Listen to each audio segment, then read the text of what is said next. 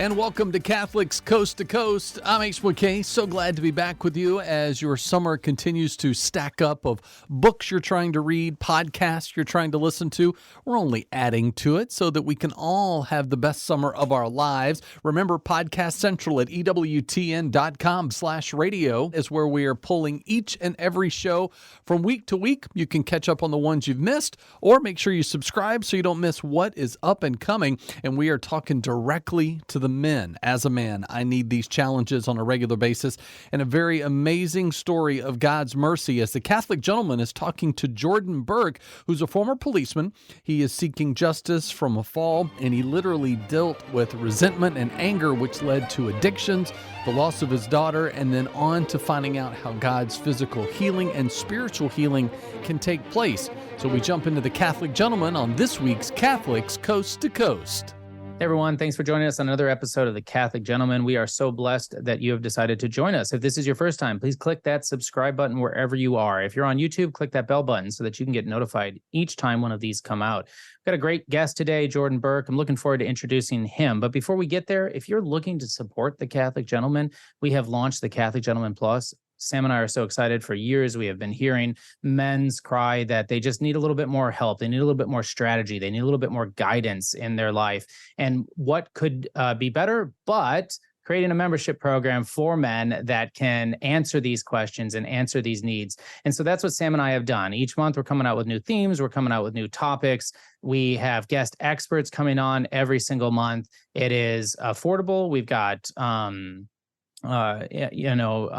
ebooks that are coming out every single month and a lot more things that are happening. So we are very excited to present that. Head over to Catholic Gentleman Plus or click on the link in the show notes to see more. So as I mentioned, I'm excited to introduce our guest today, Jordan Burke. So after a little over a half a decade of protecting and serving his community as a police officer, Jordan Burke traded in his badge and his gun for a Bible and a rosary. Falling deeply in love with the church and her teachings, praise be to God, as Sam and I are as well, he dove headfirst into the writings of the saints and all aspects of the spiritual theology and hasn't stopped learning since. So we have Jordan on today because he's a lover of truth. He is a soldier in Christ. He is a gentleman extraordinaire.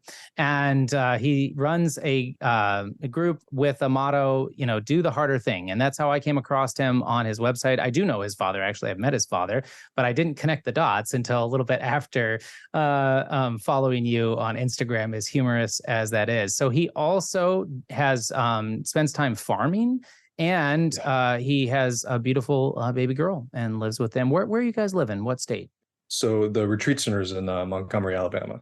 Awesome. Montgomery, Alabama. So anyways, Jordan, so grateful for you joining us today. You've got quite a story and something that I know all our listeners, myself included, want to hear. So I'd love to hear, back from the beginning when you weren't Catholic, right? And you were just searching. Yeah. Well, I really appreciate you having me on. And it's funny you mentioned this because we have a priest visiting with us, and he just wanted to hear my story. And I thought, man, I haven't told my story in so long. I'm forgetting so many pieces. So he got the dry run. So hopefully this one is a little bit more, cohesive. But I come from a really rough childhood, as I think a lot of people do in some way, some form or fashion, in our modern time, unfortunately. But my mother was a severe alcoholic and was very abusive, to the point where there's a significant portion of my childhood that is repressed memories. And I've worked with varying counselors and therapists and professionals in that area. And but that's kind of a response to the trauma, right? So interestingly, even through that, I had an idea of God, probably because my dad, excuse me, we were kind of bouncing around. He wasn't Catholic at the time. He hadn't converted yet. And so we had gone to the Anglican church. He was in Anglican seminary for a period of time after they had split. Everywhere. We were all over the place. Of course, Protestant churches. I remember one of the few memories I have was the typical Protestant church in a school gym, right? Yeah. I just wanted to play on the rock wall in the back. I had no interest in anything that was going on at the time. So I had an idea of God, but I didn't have a relationship with God by any means. And so, things got in my childhood pretty bad. My parents had gotten divorced. He moved not too far away. I'd ride my bike on the side of the highway, try to go see him. Just because I had that yearning to be with my father, because good fathers are so necessary, as I'm sure all of us here know, and everyone listening knows. And it got to the point where I got in trouble with the law. I like to say I was interviewed by a detective. My dad likes to say I was arrested. I don't really remember the exact details, but it's one of those two, a combination of those two. And it was harmless. It was a stupid choice, wrong place, wrong time sort of situation. But it was eye-opening, and it caused a spiral event to where I had a fight with my mom, and I was I remember being in the basement of my house, and I just prayed to God, I don't want to be here anymore. I don't want to be here anymore. The suffering, the scrounging for change to go buy candy from the store, because that's the thing that I could afford to eat. This, having meals donated by local churches, Christmas presents donated by local churches. And I'm not degrading or downing any of that. Thank God that those things exist. I wouldn't have had any food. But the overall situation and the struggle and the pain and the abuse and all these other things, I just prayed, Lord, I'm not going to do it. I'm not going to kill myself. But if you want to take me, that'd be great. So that was what was on my heart. And it resulted in me calling my dad. And he had converted by this time. He had remarried by this time. He had the annulment process was super easy because he wasn't married in the church, all those sorts of things. And they drove a couple hours to come pick me up.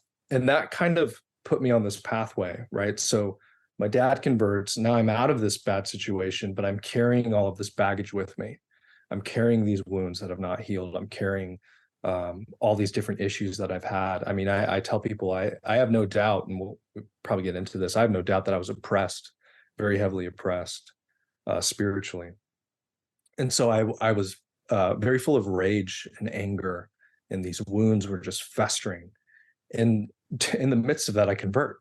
So I'm watching what my dad is doing, and I've always been very intellectually driven. And so I'm reading, okay, well, this is what the Episcopalians say. This is what, the Anglicans say. This is what, who cares, name it, right? But then I stumble across apostolic succession, and I thought, this makes perfect sense. So I thought, this is brilliant. I mean, you're telling me that I can go to a priest, and in the midst of they can trace back to one of the disciples. It's like, that's amazing. So it was a very intellectual conversion, but it was a conversion, and praise God for it, because that planted the seeds for what grew later on. So fast forward quite a bit of time, and all through these wounds and different things like that, I become a police officer. I was going to go into the military. That didn't work out. Become a police officer. And I spend my formative years on the streets of Birmingham, right? And at the time, I don't know if it still is, but at the time it was ranked one of the top 10 most dangerous cities in the nation. I was shot at multiple times, fights and things like that. I was a member of the quick response team. So if there was an active shooter call or anything like that, I was a part of that team that would go in and respond. If I could, what inspired you to go into become a police officer? I missed that. Here's what's funny about that. I don't even remember applying. I legitimately don't. I've always had a sense of justice, right? Now, I think at the time it was a very disordered understanding of justice, but I did know right from wrong, and I did want to help people. And that seemed like the pathway to make that work the most. And what's interesting is, before that, I was working in retail, but I had the ability to kind of climb the ladder, so to speak. Just a hard worker, helping make things more functional, and manager saw that and said, awesome, I want to make you a manager of this store. Like, okay, great. So I could have probably followed that path, but I was yearning for something more. So when the letter came, like I said, I don't remember applying, but I guess I did. But when the letter came to say, hey, come try out, you need to do the physical assessment and all that. I went through it, and it's like, okay, well, this is the path. We're going to do this. And what's fascinating is, even though I had this intellectual understanding of the faith, and I had not owned it, I was not living it. I was going to mass, but I just wasn't living it. It was very Culturally Catholic, I think, would be giving myself too much credit in this, if that kind of describes it. I just wasn't mentally there. But I remember praying Hail Marys in formation, because they act like drill sergeants. You line them up, and the jail. And what's really funny is the police academy. I don't know if it's still there, but the jail is right behind it. So we'd go for formation in the morning, and you'd have people in the jail screaming at you from the windows as you're in formation, and you can't respond, and the instructors are getting in your face, and it's all for a purpose, of course. But I just remembered staring at one chain link on the fence and just praying Hail Mary over and over again, and that's what got me through. Wow. So it's fascinating, these little threads, right, that go through the story. So I go in, I believe at 20, I graduate the academy, and I become a full-fledged officer at age 21. And then those formative years, those early 20s, were spent on the streets dealing with what I was dealing with. My first, and as perspective or context rather, my first week I worked a homicide every single day, sometimes multiples a day. And so it was trial by fire in a big way. And and I think, unfortunately, there's not a lot of help for guys in that situation to help them to understand what they're seeing and going through. Having to watch somebody die is really hard. Knowing that there's nothing you can do, and you're just standing there. It's a feeling of helplessness, but there's nothing to help guys work through that. So what happens is, I had this level of rage that already existed, and this level of wounds that already existed. And it just, what I was experiencing, just, maybe it's a cup, right? Just filled that cup, just kept filling it and filling it until it started overflowing. And I became hyper negative.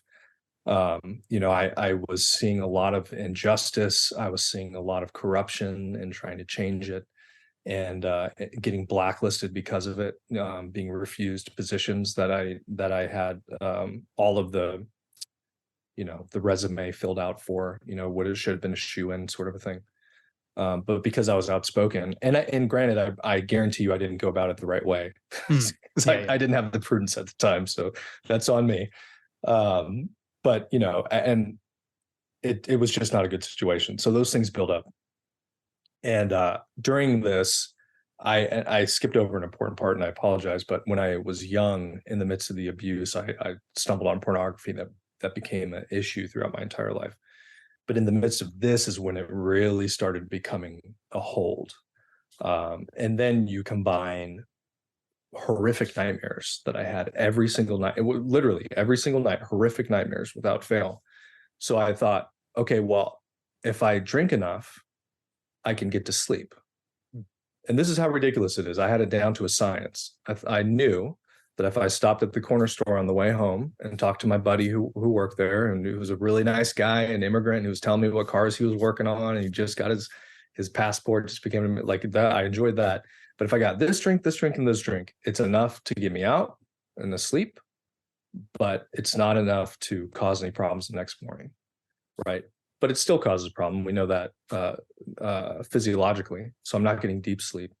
And so this cycle of drinking and pornography and anger, and drinking and pornography and all these other things, in the midst of serial relationships, because I was trying to, in a way that I believe so many of us do with our varying wounds. For me, I was not given the love of a mother that I needed, or affection in that way. And I didn't know this at the time. It took much therapy and counseling and things like that to discover this. But I was seeking that love, that true love, like Mary gives to us. But I was seeking that in relationships. So now I'm adding serial relationships, just sin on top of sin, in the midst of all this. I end up getting married. I completely destroy that. It was very short. It was a year or less. My ex-wife got pregnant. We have a beautiful little girl, but my sin at that point broke. We both brought our kindling to the marriage, so to speak. We both brought our wounds, because wounded people attract wounded people, of course. And that's not anything about her. It's just the reality of the world we live in. Mm-hmm. And so we both brought our kindling, but my sin is what lit the fire, right? and everything went up in smoke. So there was a certain point where I just completely broke down. I had fallen away from the church at this point. I was going to her Protestant church, and I was barely going through the motions. I was barely surviving. I end up leaving policing because I can't handle it anymore. And I'm thinking, man, if I get killed, because I went in before Ferguson. So, politically, we know how it is now when everything was really on fire then. Yeah. It's like, if I die, I cannot do this and leave my daughter without a father. I can't do that. So I leave policing. And I even had a company where I was teaching people how to shoot defensive tactics and things like close that down, all that kind of stuff. But so everything is just breaking down. And I come to this point and I'm just crying out, like, God, I don't know what it is. I don't know what needs to happen. Something needs to give. So I'm at church, their Protestant church one day, and I'm sitting there and I'm just kind of like observing. And I have the thought, and this is interesting for more context, I was mad at what I thought the church was, the Catholic Church. I was mad. Yeah. But I had the thought, I really miss the Eucharist. And it was so profound that even in the depth of my my sickness and my stupidity, quite frankly, that it broke through. And I thought, why would I think that? I'm mad at the church. Right. I would never do that. But it broke through enough where God kind of gave me this thread and started pulling me in the right direction. So in the midst of this, I'd already kind of dabbled with counseling and things like that. And some things were starting to break free. And maybe that was the initial grace that God needed to kind of, not that he needs grace, but you know what I mean? Our cooperation with his grace that he needed to kind of, to poke me, to bring him back. And I dove in, because I was just completely broken. My ex-wife had left. She had taken my daughter with her, and I'm in this empty house by myself, and I can't stand who I've become and all these other different things. So I just dive in. I'm like, all right, Lord, if you're calling me, I'm going all in. This is what's going to happen. Somehow I had Father Ripperger's deliverance prayers for the laity. Wow. I don't know how. Probably my folks. I found it on one of my shelves. So I'm looking through that and I'm like, okay, this is amazing. I go to an intensive, it was a 4-day therapy. I wouldn't call it a retreat, but we walk in and we're lined up and the guys say, you need to understand that what you're about to experience is 100 hours of intensive therapy, and we're going to jam into 4 days. So buckle up. So that's sort of a level of thing, because I'm the kind of guy, if I'm going to do it, I'm going to do it all out. I'm going to give you everything that I have. And that kind of began the journey. Now, the real turning point. So all these things are starting to move. This stone facade is starting to kind of break and crumble slowly. But my parents didn't quite know everything that was going on. And I knew that because at this time now I had transitioned from one job that I was doing to working for them. So I'm working for a Catholic organization, but I had fallen away from the church, and I was struggling and I was coming back, but I knew that I had to be honest with them and honor them. And so I called them up and I said, hey, we need to talk. And so I met them at the church of the shrine of the Most Blessed Sacrament. I don't know if you've ever been there, but it's absolutely incredible. Yeah, Mother Angelica is there. It's amazing. So we meet in a room off of the main church. And I remember purposefully sitting in a chair where they couldn't sit next to me. There's a table in between us. I'm trying to create a little bit of distance because I don't know what my dad's going to do. He's never been violent, but I'm like, if he ever is going to be violent, it might be this. So I'm in this completely wounded state, and I had a plan, and I was hoping that like me showing them that I've been making effort and I'm trying would be in my favor a little bit, And so I sit them down and I begin to weep and uncontrollably, and I tell them everything. I mean, everything. I'm talking down to the detail, everything. And so Stephanie, my stepmom, she's really my mom. She comes in, she sits on the table and she puts her hand out. And just knew I needed to put my hand in hers. So I put my hand in her hand. And she said, "I'm so sorry for your suffering." And in that moment, I experienced the love that I'd been searching for so long, you know, and in a moment that I certainly didn't deserve it, you know, like, this is the stuff I was doing in your house. This is what I've done. This is, you know, one of the reasons why you can't see your granddaughter right now is because of my own sin and, you know, these different things. And it was just, and it wasn't, there was no excusing anything that I did, but it was also a recognizing that, yeah, you went to the pigs, you're eating from the trough, and that sucks. And I love you, and I don't want you to experience that. But that moment was so profound that I believe it was in that moment that the oppression was lifted through that act of pure love Wow. and grace.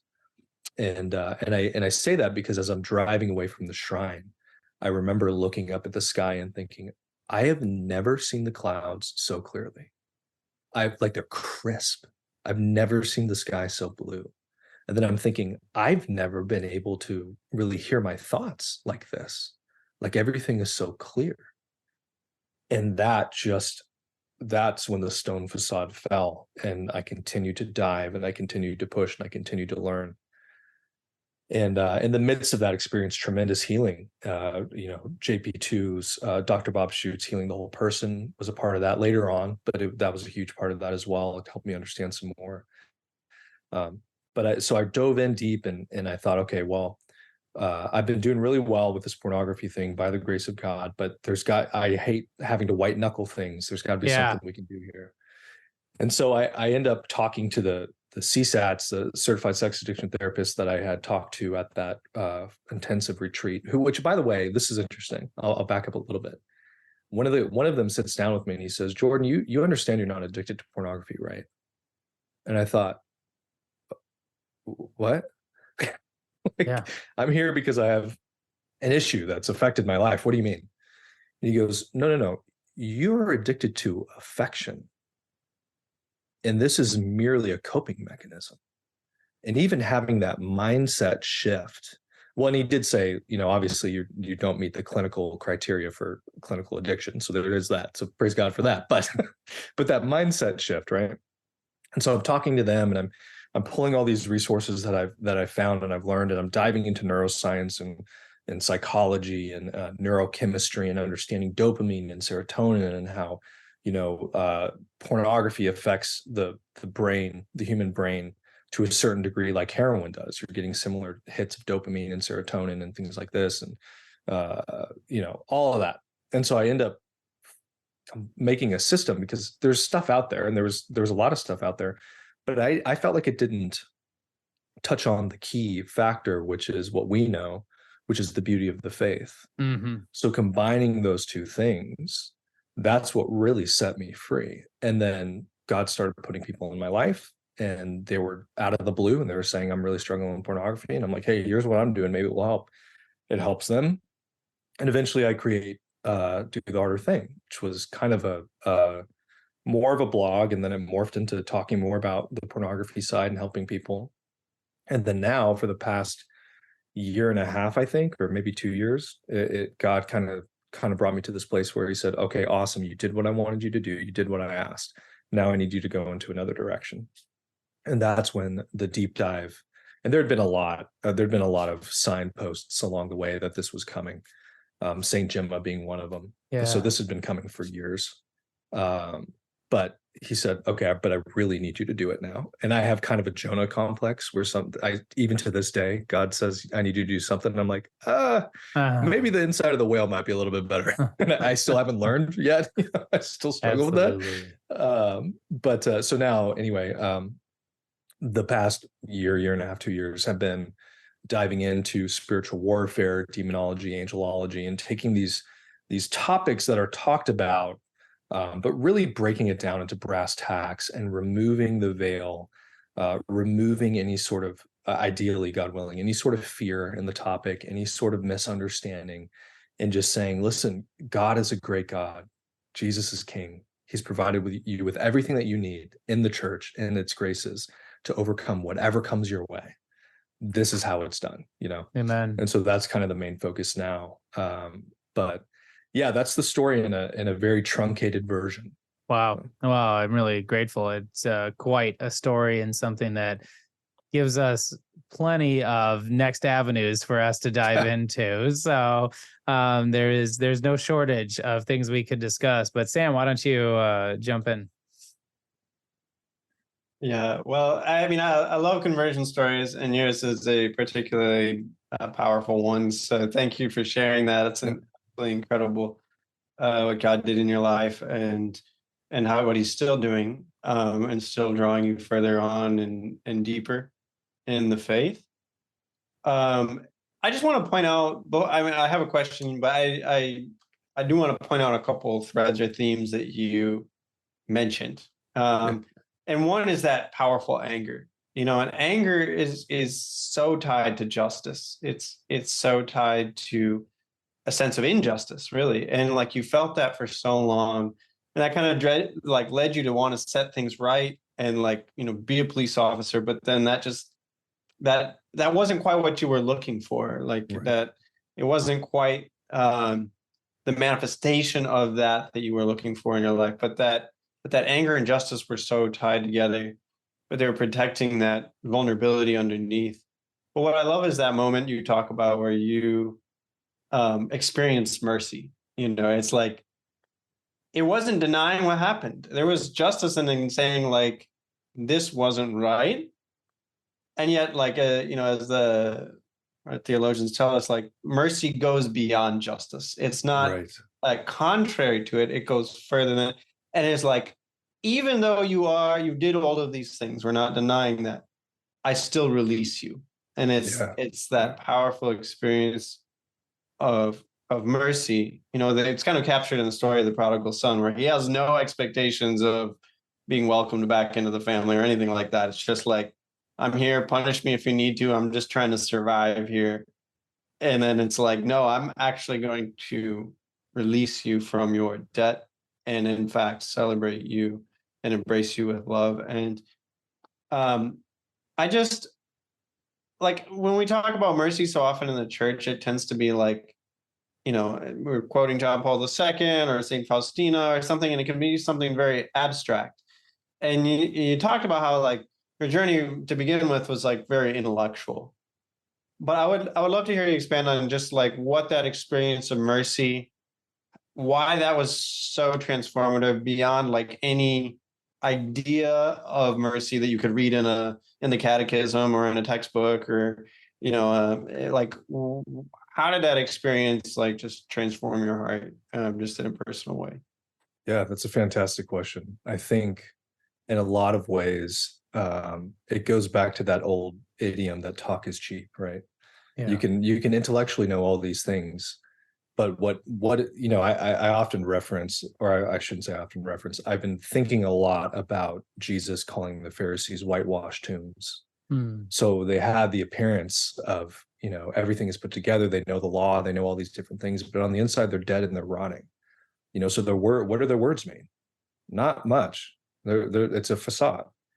So in that moment of mercy, for me, it was a practical and even physical experience that exemplified even something like vulnerability, where I had put myself physically away from them. I had to choose to give her my hand in that moment of vulnerability. I didn't know what she was going to do. There's no telling, but in that act of mercy, I think it's one thing, we do have to say the words, right? Like when we talk about forgiveness, especially when the exorcists talk about forgiveness and breaking ties, you have to choose to forgive, even if you don't feel it. So there is power there in saying it. What an amazing story of finding out how to be a better man through those hard times. What do we do when things get hard? Are we willing to push through and conquer that harder thing?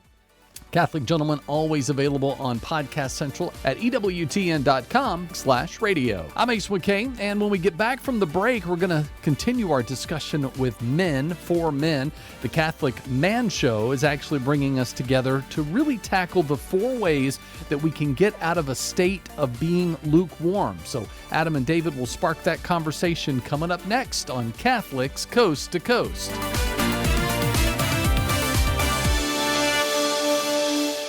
If it's central to the faith, you can find it on EWTN Podcast Central, featuring the best of EWTN radio, as well as faith-filled podcasts from our friends and affiliates across the nation, all in one place, all free. The destination for great Catholic audio programming is EWTN Podcast Central. It's like podcast heaven. Visit EWTN.com/radio/podcasts today. Warning. The Catholic Man Show contains high levels of manliness. It's simple, really. You either want to grow in virtue and holiness, or you want to be a sissy, whiny baby. If you choose to move forward, grab your whiskey glass, because the Catholic Man Show is starting right now.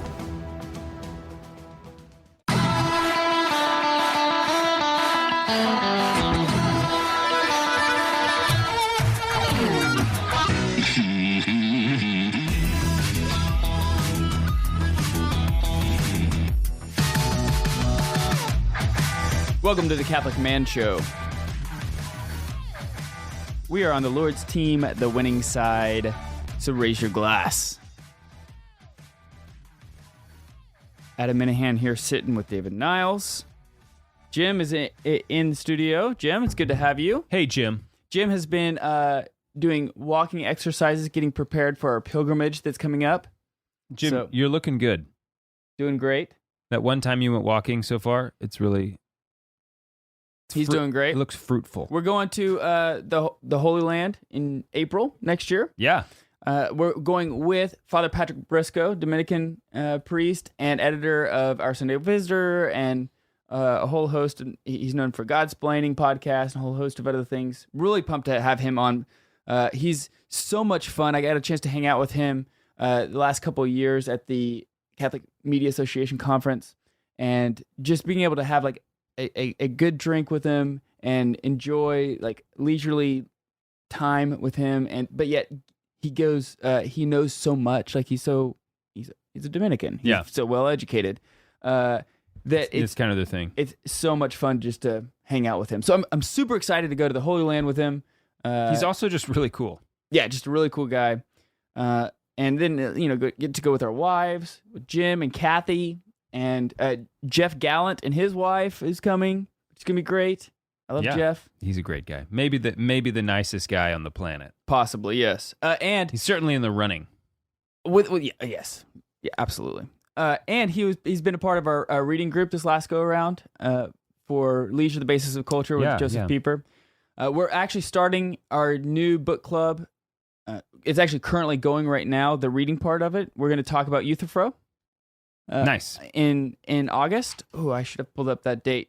But I think it's the second Tuesday of August. I think it's August 8th. Yes, August 8th. We're going to get together and talk about Euthyphro. If you've never read Plato before, Euthyphro is a great introduction. It's short. It's pretty straightforward as far as the reading. You're not having to track a whole lot. It's pretty self-explanatory as far as the story's concerned. And then obviously, if you get into the anagogical and the not just the literal, I guess. Yeah. It unfolds and unpacks quite a bit of The Socratic dialogues, I thought, well, it's not a secret. That's not one of them, but yeah, it's a dialogue. Oh, that is a dialogue. Yeah. Yeah. I was getting confused with something else. But I really thought they were excellent. When we read through them just a pleasure to read. Last year, there was a lot there, like for you to talk about and really think about. They really made me think a lot about what is it? What's my opinion on piety? What do I owe the polis? What do I owe my country? Exactly, on piety. And we had a lot of great discussions. Yes. Shout out to Deacon Garlic because he's the one that kind of hosted that. Yeah. But It's also really funny to do it with Juan, who In the end, Game's like, nope, Socrates is wrong. Hey, you gotta have, you just gotta have one. But to his credit, he stuck to his guns. And Yes, nope, I know what I believe. I know what I'm about. Socrates was a fool. Oh man, hey, so tonight I'm really excited. We're gonna have a whiskey, a first ever type of whiskey, Oh yeah, first ever Penderyn single malt Welsh whiskey. product of Wales, just like me. You want to read the? I'm pretty sure. I don't know for a fact, but I'm pretty sure I'm Welsh. So as you're reading this, I will pour the glasses for all three of us, and then also I'd like you to give him a toast. Okay. Because Okay, so this says to the Catholic Man Show from a loyal listener on the Shropshire. Shropshire/Welsh border in the UK.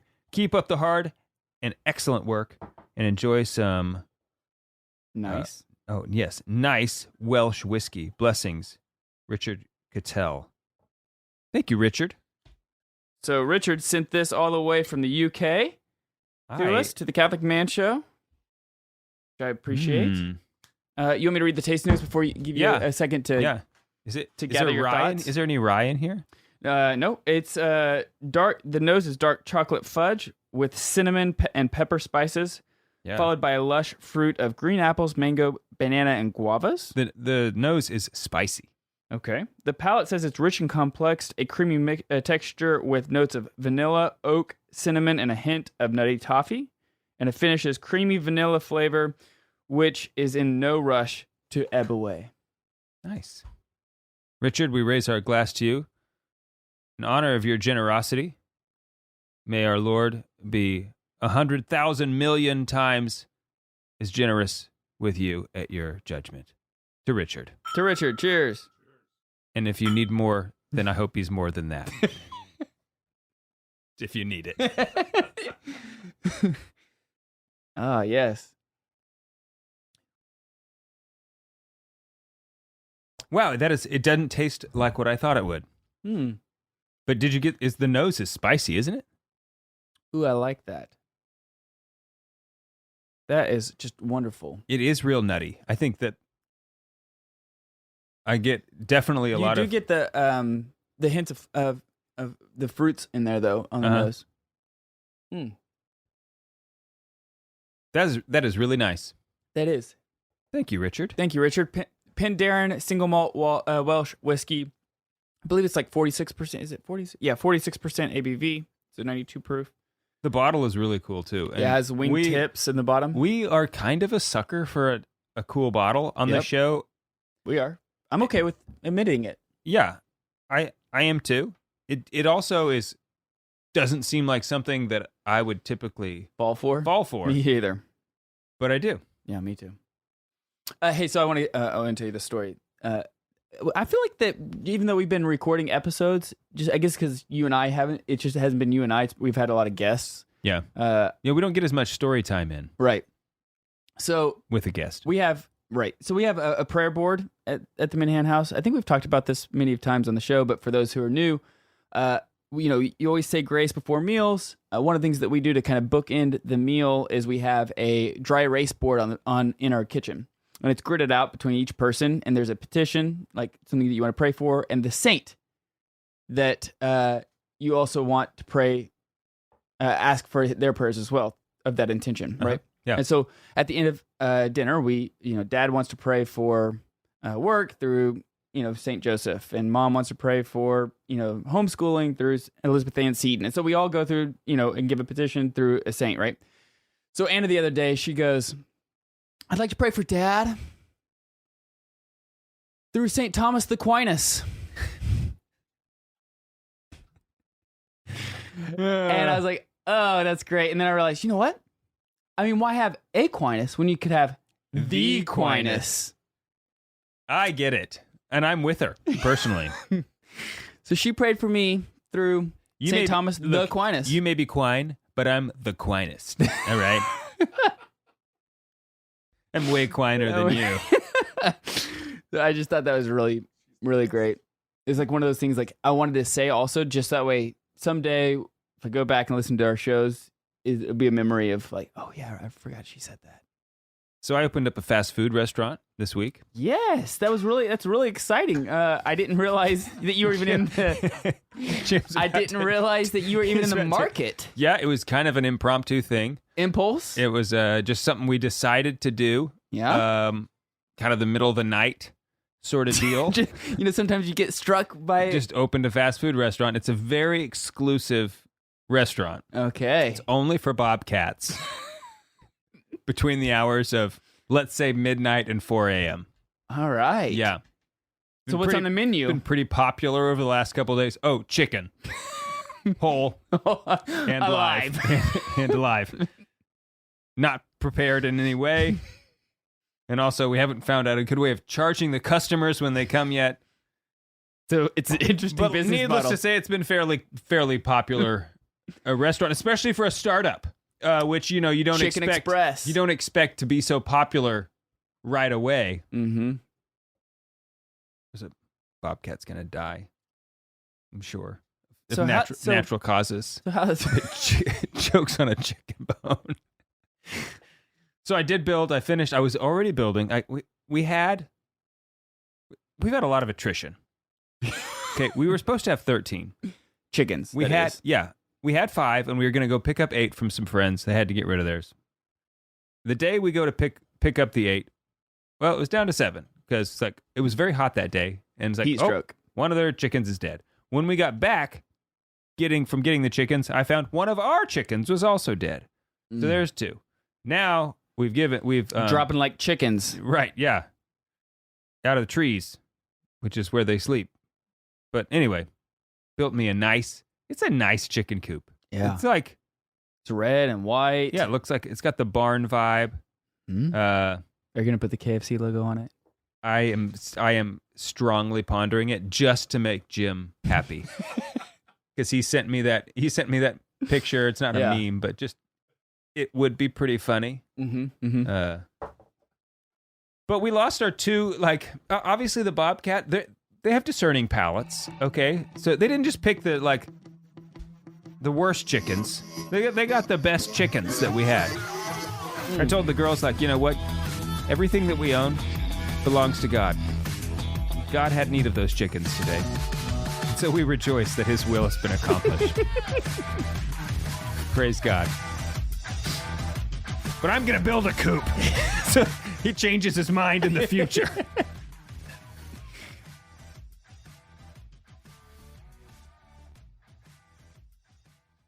Wouldn't it be nice right after you get up and you say your prayers in the morning, you could check your phone and get caught up on all things that are happening in the Catholic world? That's exactly what gettheloop.com does. Go to gettheloop.com. Make sure you let them know that we sent you. It's a really easy way to help support the Catholic Man Show because the more people we send to gettheloop.com for a free email, it's the only email that Dave ever reads. But by signing up for their email, you're also supporting us because they're supporting our show. This episode is brought to you by gettheloop.com. Again, it's the place to go to get daily emails that recap all the big issues from a Catholic perspective. Go to gettheloop.com. Make sure you tell them the Catholic Man Show sent you. Cheers.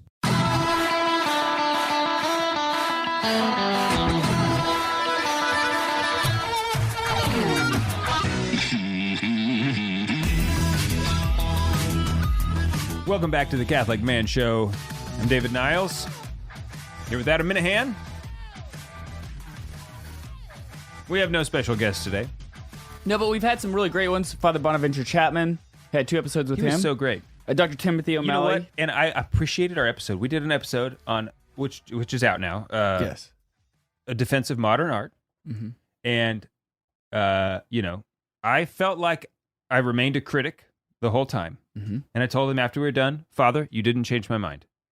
But I appreciate that for the first time ever, I now know there is, because, you just look at some of this modern art, and to me, I just think it's stupid. Right. And now, to be fair, I've never given it a chance because I think it's stupid. Right. But typically don't give a lot of things that I think is stupid a chance. Right. Because they look stupid. But he did say there is stupid art. He didn't shy away from that. Right. But anyway, I just felt I really appreciate it. He stood like a man against some hard criticism, and we had I thought we had a good conversation about it all. And I agree. And he did, in fact, make a defense, one that I didn't necessarily find compelling, but hopefully someone from the Washington, D.C. area will fly us out, maybe speak at a men's conference. Maybe you just want to fly us out to have whiskey with you. That's cool, too. A parish event. Whatever. Yeah. And then we're going to go look at some art. Yeah, that'd be cool. Well, and I got to give a shout out to our patrons for all of this, right? Because the reason why we're able to have a lot of our guests, on our show is because we have support, right? Yeah. So for those who are just now listening, relatively new listeners, all the Patreon money that Dave and I get, we do not pocket any of it. It goes right back into our show, so that way we can have good guests. We have good equipment, to be able to live stream, the cameras, everything that we're using, and it's because of our patrons, because they decided that it's worthwhile to support. So I appreciate all of our patrons who are willing to support us. If you go and you go to the Catholic Man or patreon.com/the Catholic Man Show, and you get $10 a month, become a $10 a month patron, you get one of these whiskey glasses for free. The thing is because Dave and I don't make money on Patreon, like we're not trying to pocket money ourselves. We lose money the first month for $10 patrons because we send you a Catholic Man Show Glencairn glass, and it's because it's a really cool thank you gift. Yeah, it's laser etched with lasers. With lasers. And it's a really cool thank you gift, and dishwasher safe. Dishwasher safe. And so you're able to have a nice whiskey glass and support the show. So we appreciate all of our patrons for doing so. Absolutely. And they're going to get a chance to be, we have over 60 different audiobooks or interviews available on our Patreon. We have, cool thank you gifts, our book club that we do. There's Camp Out. The Camp Out. Oh, let's talk about that real quick. That's something else I had on the target or on our notes is the last weekend or the last week of September is our Camp Out. Correct. September 28th, 29th, 30th, and then October 1st, Thursday through Sunday.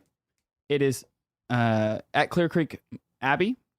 We open it up to our patrons first. They get the first right of refusal to come, and it's free for them. And we pay for their food. We pay for drinks. It's basically a free weekend for you. Although you will go to the Clear Creek bookstore and end up spending money there. That's just inevitable because it's one of the best bookstores. But they just have cool stuff. Yeah. And cheese. Yeah. So anyway, if you're flying from out of town, we will provide camping gear for you if you reach out to us. We're going to open up the registry, I guess, at the end of August. So it's 1 month in advance. And the patrons get it first. And then everybody else, if there is open seats, we open up to the public. But that typically doesn't happen. We sold out, I think, in an hour and a half last year. So anyway... You can go to the CatholicManShow.com. One of the tabs is the camp out. You can look at that and you can see kind of all of the things that we have. We already have our Tomas from Ultimo Cigars coming out to do a cigar rolling class. Yeah. So we have a lot of things that which is very cool. We didn't get to do that last year. It just didn't work out with the schedule. But he gives such a great class on cigars where you will actually roll your own cigar and then be able to smoke it or save it or whatever. Dave, we should also talk about the giveaway that we're going to be doing here really soon. Yes. What can we say about it? I am super psyched about this. Okay, so it's starting, let's see, what is this? It's starting, this is July 16th. So I think it's starting in, well, crud. I don't remember actually off the top of my head. I shouldn't. Well, it's starting soon. Do we know how we're getting, how you enter have we decided this? Yeah, so you'll go to the CatholicManShow.com. There'll be a link there. It'll be on our homepage. You'll be able to find it. And basically what we're doing is we're giving away a custom home altar, courtesy of Catholic Custom Company.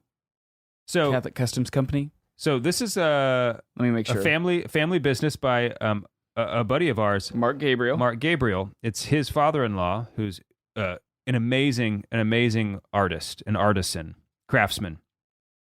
Catholic Customs Company, yes. They they are the ones. So Sister Wilhelmina in Missouri, you know, they exhumed her body. Everybody is like, you know, everybody's all crazy about this awesome story. They are the ones who built the altar that she now is reposed in.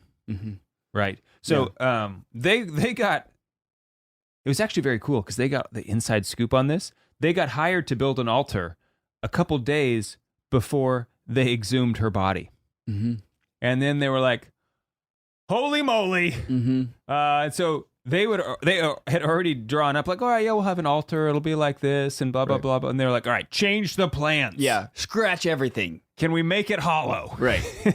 So they're going to donate a custom home altar. Yeah. It's $1,700. Yeah, no. And they're providing free shipping. They're going to ship everything. Everything. You will pay nothing, and you will customize it. Yes. The way you want it, because that's what their thing is. That it's they don't have anything sitting around. It's like you tell them what you want it to be. Yep. If you want Gothic arch or different colors, like whatever, yeah, with different stains, different sizes. The one we're giving away is a specific size. Yep. It's like kind of a smaller one because some of their altars are huge. Right. It's a home altar. So and this needs to fit in your house. Right. So I don't have the dimensions off the top of my head, but it's gorgeous. Do you have their website so people can at least check? You can go. You can on Facebook. You can go to just Google Catholic Customs Company. Yeah. So anyway, the best way to find out about this and keep up to date is if you go to thecatholicmanshow.com, the first little box that is on our website where it says to subscribe to our newsletter. That's the best spot to go because we're going to be releasing it and making it known via our newsletter very, very soon. So go check that out. Yeah. Okay. So today I wanted to talk about lukewarmness. I recently wrote an article for Exodus 90 that's still to this day, as of this recording, on their app. I did read that. It was an excellent article. Thank you.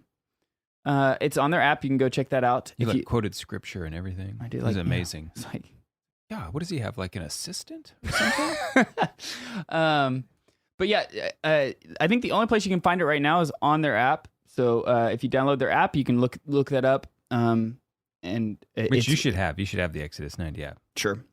The new Exodus 90 program, I am loving it. Oh, I am too. Yes. You know, it's now like with more of a year round. Yeah. So we're talking about Acedia, and looking at the life of David. And man, I've read the story of David. I don't know how many times, but just with the critical eye that they have, because they have scholars on staff now who are writing all these reflections. Dr. Jared Stout. Yeah, exactly. Principally him. And so I just never noticed how this was one of David's. This is one of his problems, right? The thing that he really, really struggled with and suffered from, and how that sin and his persistent, like not doing anything about it, had just ripple effects throughout his family, throughout his kingdom, right? And it just sin spreads. Sin is contagious. Yeah. The Exodus 90. Exodus 90. Go check that out. Check it out.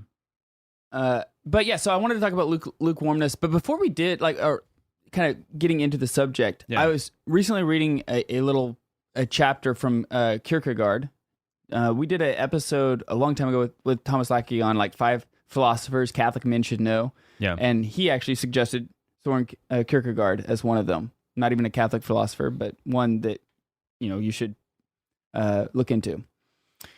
And he was talking about this like unrecognizableness, and he was making a claim that a Christian servant should be unrecognizable. Okay. And what he was saying is how he made the claim like, here's God, the infinite, coming down as man, finite. All right. Did you make a list? A good retreat, a spiritual director, a cross, and a prayer. That's how we help to break out of being lukewarm, thanks to our friends at the Catholic Man Show. If you want to listen to the entire show or you want to hear previous or future ones, make sure you check us out, Podcast Central at EWTNradio.com/radio. Just click on podcast. Keep you in the know. You add it to your summer listening party and then share it with your friends and family so they also deepen their walk with God. I'm heading out. Enjoy the rest of your weekend, and remember to join us back for more great podcasting as we continue to enjoy the summer together. I'm Ace McKay. Remember to let God define who you are, and thanks for hanging out with Catholics Coast to Coast.